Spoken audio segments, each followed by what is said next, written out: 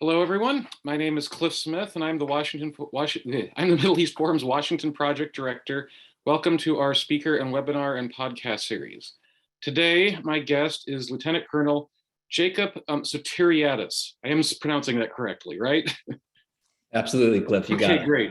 Lieutenant Colonel Sotiriadis has a resume that is too long to list and includes substantive work at the Pentagon, although it must be said today he speaks for himself and not for the Pentagon or any other branch of the US government. Currently, he is the director of the Center of Futures and Intelligence at the National Intelligence University and the director of Operations and Engagement for the NIU Intelligence Research, Education and Solutions Laboratory. He spent nearly 2 decades as a military intelligence officer. I personally became familiar with Lieutenant Colonel Sotiriadis' work when I read his writings on Turkey, which I thought were both detailed and had a great sense of how modern Turkey fit into the bigger picture of today's world affairs. Today, I want to discuss about his views on Turkey in the modern times and how that has reacted to these changes.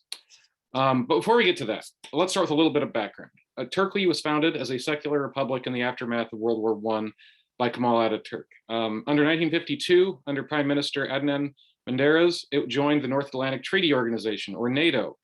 Indeed, Turkey's entire post-World War II foreign policy revolved around becoming part of the West and joining the NATO alliance. In recent years, that has changed considerably, however. The Turkish government now embraces a very anti-Western orientation and a very anti-secular ideology, and acts in ways very different than it did in decades past.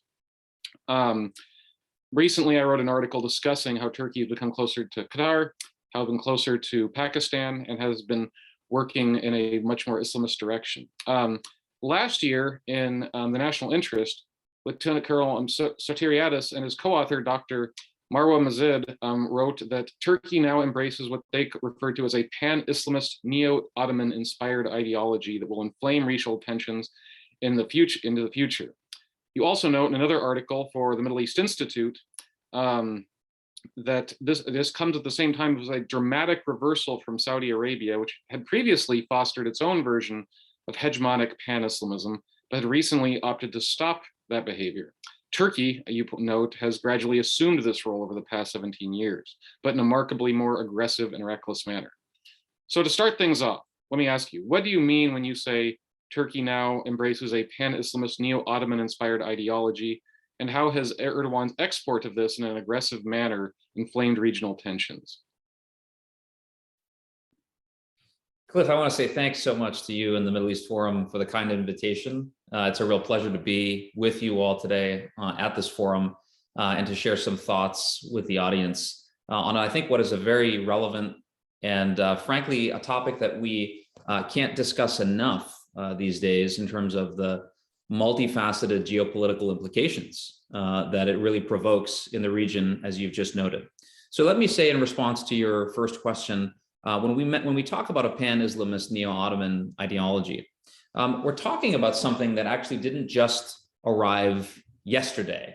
We're talking about the conditions of possibility for this ideology that were actually set back in the 1980s under a different worldview of what Ottomanism is, and there are certainly libraries filled with what that is and isn't. But for the purposes of our discussion today, we're referring to a form of political Islam that's been embraced by the Turkish state, specifically under President Erdogan's leadership, that really seeks to portray Turkey and Islam as well as sort of the civilizational model, where we see those two forces combining to create this resonance that really has a major outcome in foreign policy.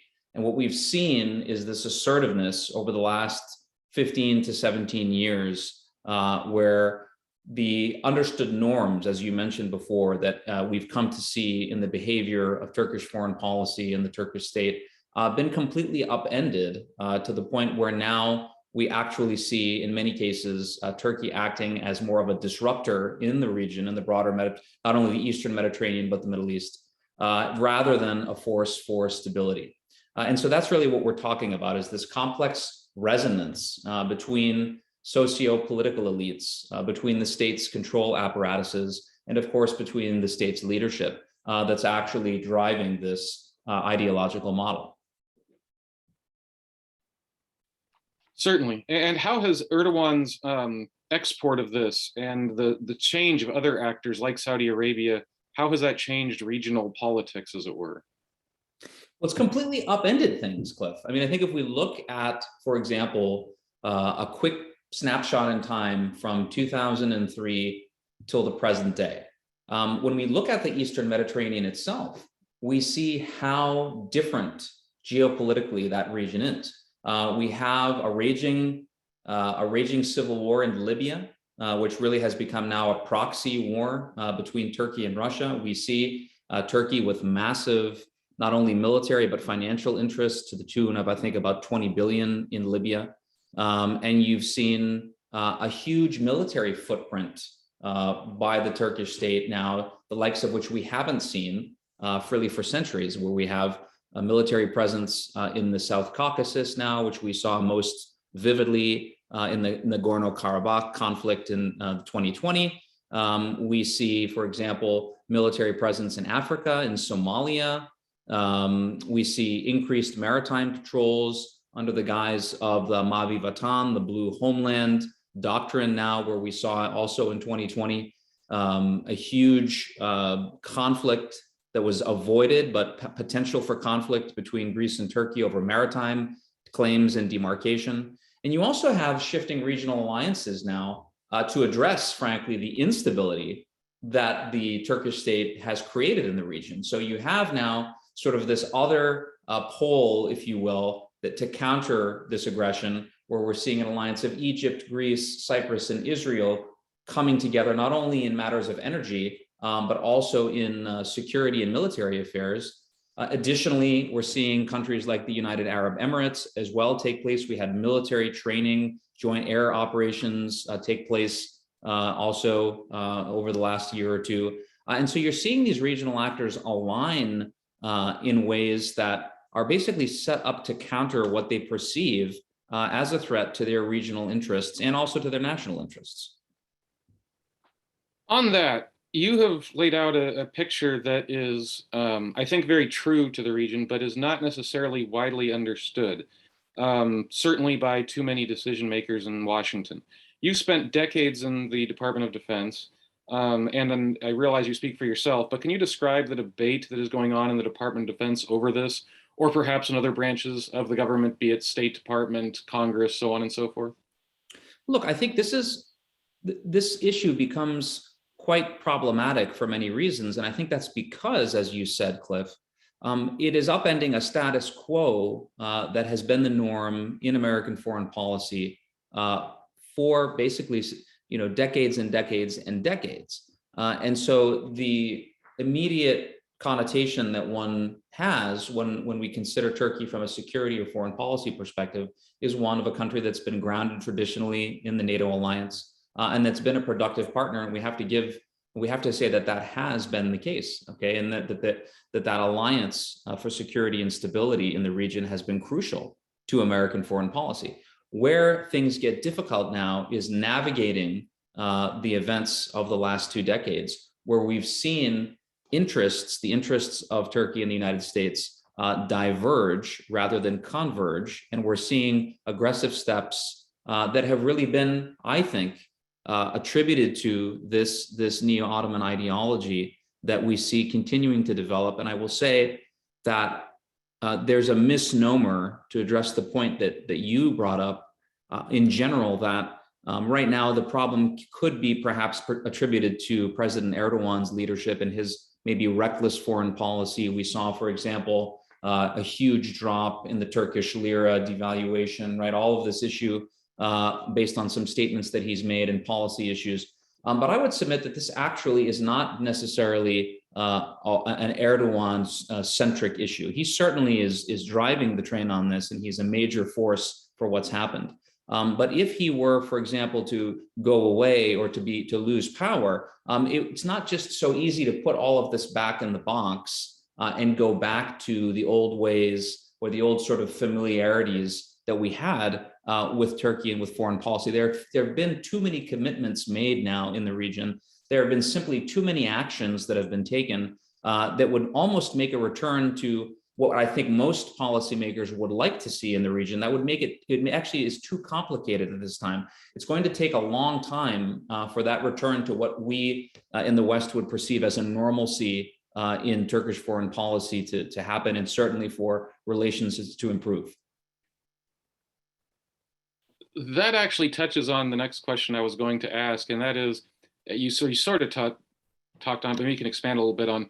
Where do you think these debates are going in the future? I mean, you've discussed how there's so many changes, and this is not, if Erdogan left office tomorrow, that wouldn't necessarily change the trajectory. So how do you see these debates playing out over the future? Do you think that, do you think people understand enough in DC, in the Defense Department, in state, so on and so forth, what has happened and what needs to do to return to relative normalcy? Or is this something that's going to take time to understand? I think there are several camps, Cliff. I think that there are many in government that perhaps have served or worked with Turkey and carry with them a vision, an idealistic vision of what they would like to see and maybe what they've experienced. And in many cases, that version, that Turkey no longer exists. It's been replaced by something completely different today. And I think that there are others who have been better about recognizing what Turkey is and what the current government's policies have done and the implications that it's caused, not only for U.S.-Turkey relations, but really for the entire region. This is what I would actually call it's really a global problem. It's no longer limited to a bilateral issue. The complications are so multifaceted for the United States, for Europe, for the European Union, for the Middle East, frankly, for Africa. This is something that, as I said, because it takes on also a religious dimension, where we're also seeing Turkey really assume this role of promoting political Islam abroad, a role, as I mentioned before, and as we've written about, was traditionally assumed by Saudi Arabia. Just for example, the Imam Hatip schools that we've seen in Turkey, the religious education, the schools that actually, one of which Erdogan himself has graduated from. We're seeing, I think, to the tune of almost $6 or $7 billion funding, for this religious education. We're seeing Erdogan himself embracing organizations like the Muslim Brotherhood. So we're seeing this convergence from a religious perspective that then gets married up with this broader regionalist vision of Turkey as a great power. So this idea of strategic depth, as we've seen former Foreign Minister Davutoglu talk about in his book. Of course, he's certainly fallen out of favor as well with the current government. However, I think what's relevant and what we need to keep our eye on is what kinds of geopolitical futures could we envision for the region. And as I mentioned before, if, for example, in 2023, when we were supposed to see elections happen, if the current opposition takes power, I don't believe that we may hear a lot of what sounds to Western ears as pleasing rhetoric, but I don't think we'll be able to see a complete reversal of current policies simply because realities don't support them. Even among the opposition, support for the purchase of the S-400 air defense systems that's been very controversial that Turkey purchased from Russia. Even the opposition has voiced support for this at this point in time. So I don't see how we can avoid that rift in US-Turkey relations. Also, we have to say, there's a great bit of anti-American sentiment in terms of mistrusting, viewing the United States as an unreliable partner. And that has its roots in some historical issues, but more, I would say more in a current sense, based off of this, what's happened, the rift in US-Turkey relations, and also some perceptions about US policy. We could actually point to the fact that just recently we've seen legislation passed where you've got more American investment and extended military presence in Greece. We're talking about also supporting this idea of, we see the East Med Act. We're talking about the alliance between Greece, Turkey, Cyprus, and Egypt from an energy and from a security perspective that the United States has also voiced support for.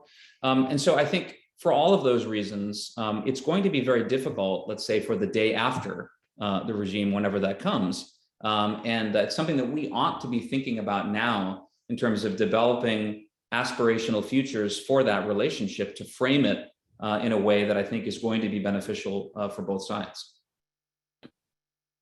On a topic you touched on briefly, but I'd like you to expand on, you mentioned in your writing, and you briefly mentioned just now, sort of the idea of Pan-Islamism and their alliances with other Islamist actors. You've written about how close the Erdoğan government is to the Muslim Brotherhood. You've also written about Qatar and how Turkey and Qatar's relationship is reshaping the region. Would you talk a little bit about that and what threat it poses to U.S. interests and the interests of other U.S. allies? Well, absolutely. I think this is this is problematic for many reasons, because as we mentioned before, there are interests that just simply run counter to a position that helps American interests in the region. So, for example, when we talk about support for the Muslim Brotherhood, when we talk about financial support that Turkey is obviously receiving from Qatar, we see how this is problematic in terms of Turkey's support for military action in Syria, which largely runs counter to American interests. We see what's happening in Turkey, we see what's happening in Libya, the destabilization of that, and where we've seen the European Union constantly call for the removal of all foreign troops. Frankly, we saw the destabilization in terms of what happened in Nagorno-Karabakh, where we see now really Russia stepping in to take a decisive. I mean, that South Caucasus has always been Russia's traditional sphere of influence, but now we see Russia and frankly Turkey now converging in that region in a much more palpable way.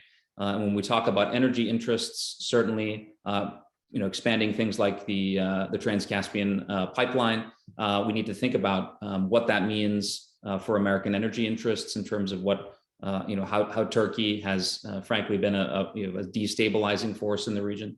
And also, I think when we talk about the Eastern Mediterranean, frankly, this creates a rift within the NATO alliance, and it opens up a front that frankly the United States doesn't need at this point in time. Now, when we saw in 2020 tensions come to a serious level in the Eastern Mediterranean, where we had Turkey conclude a maritime demarcation agreement with the Libyan government, which of course Greece disagrees with. We see now that this set the stage for a potential naval conflict.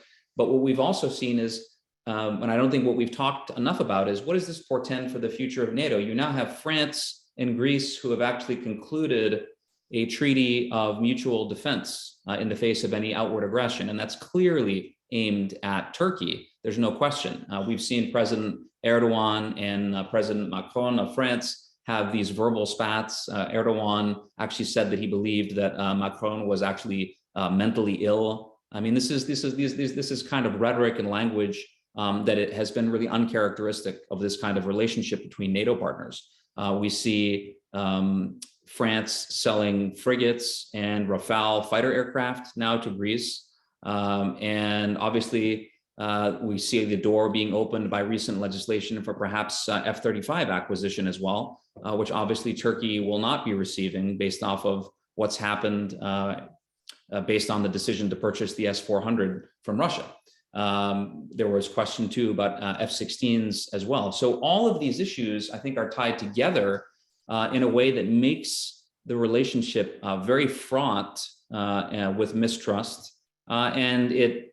So, for example, what does that mean? I don't think we've seen a lot of thinking on this. What does it mean now for members of NATO, a security alliance, to conclude treaties of mutual defense with other NATO members against a threat which comes from within the alliance? That's an important point that I think we ought to think about and consider just how far away from these established norms this policy has taken us. I'm going to have time for another question or two, and then we'll get to some audience questions. If anybody has any questions, they can put it in the Q&A. We have a few, but if anybody has more. One question that I'd like to ask is, one issue that's particularly of interest to the Middle East Forum is how foreign regimes and radical ideologies try to influence actors in the West and just in general around the world. And one thing that I noticed that you discussed with your article in the Middle East Institute was the fact that under Erdogan, the Turkish state has effectively co-opted the Diyanet Foundation, a government agency that was originally created by Ataturk with the intent of moderating religious practices. Instead, it has both expanded radical interpretations of Islam and pretty blatant political propaganda. We at the Middle East Forum recently published an article which discussed things that we had seen in the American Diyanet to show this, America itself was not immune. In fact, things that were going on just in Maryland, a few miles outside of DC, were part of this larger network. But as you noted, this is also in Europe, in Africa, parts of the Middle East. So how do you see Turkey using this tool and other sorts of ideological exports as a tool of its foreign policy? I think the problem, Cliff, that you rightly point out is that now they've become one and the same. Okay, this is co-opting the Diyanet to be able to communicate policy messages via these, this religious organization. And as you've pointed out, I think quite rightly, that has wide-ranging political ramifications. And I mean, let's just take, for example, the problem of religious minority rights in Turkey, which become even more exacerbated now under the current regime.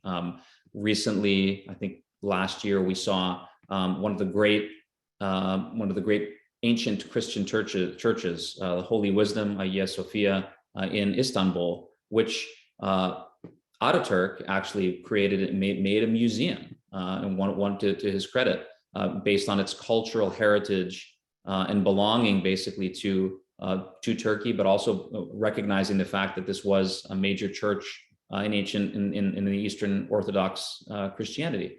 We see now we have that now converted back into a mosque, which there, frankly, in my opinion, could have been more international pushback. There certainly was, and there were protests, and there was widespread condemnation of that event. But in real terms, there really hasn't been a huge political cost imposed upon the regime for doing that. But I think that speaks volumes to this approach, which means that instead of this secular model, where you basically had the Turkish military for a very, very long time being the protector of the secular state, now you've seen purges of that organization and frankly, even of the political system, to where, I mean, how many journalists now in Turkey have now been jailed for voicing, opinions, people who have actually just done nothing more than retweet a political cartoon. And this is far-ranging, not only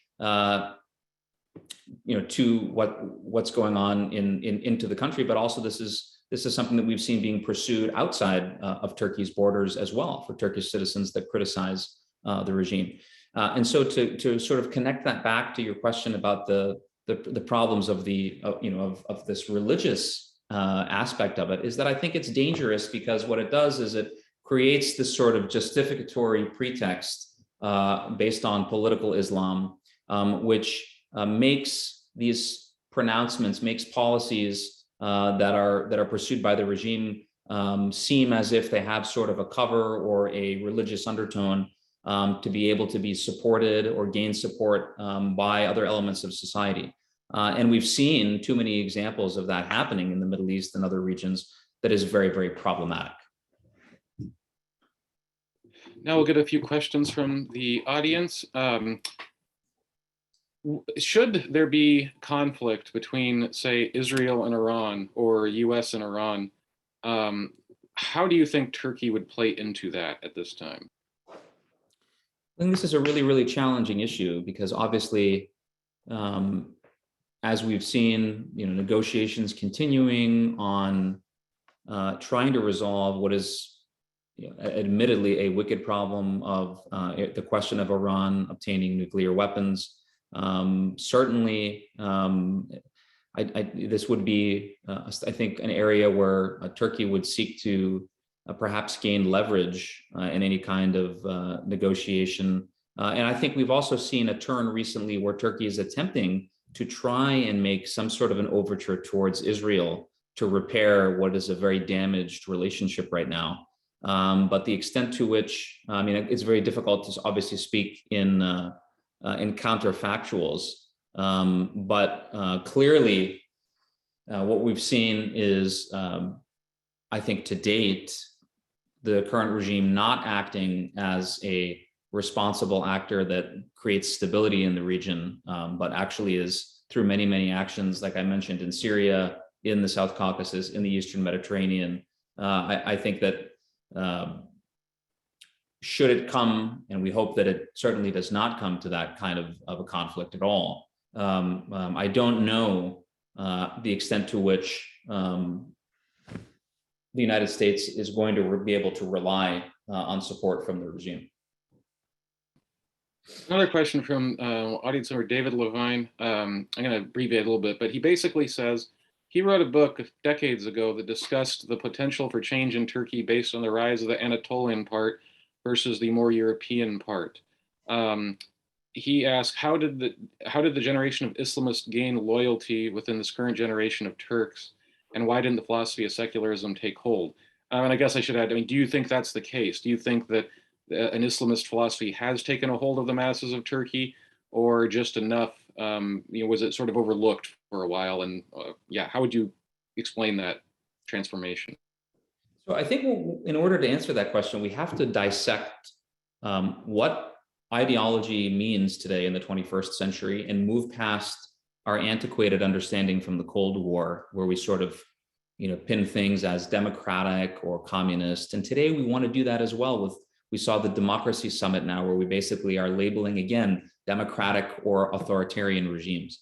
When we talk about something as multifaceted as Turkey and what's happening, how does one explain this shift of a secular country, a secular oriented regime, to now overturning that norm in a very short span of time?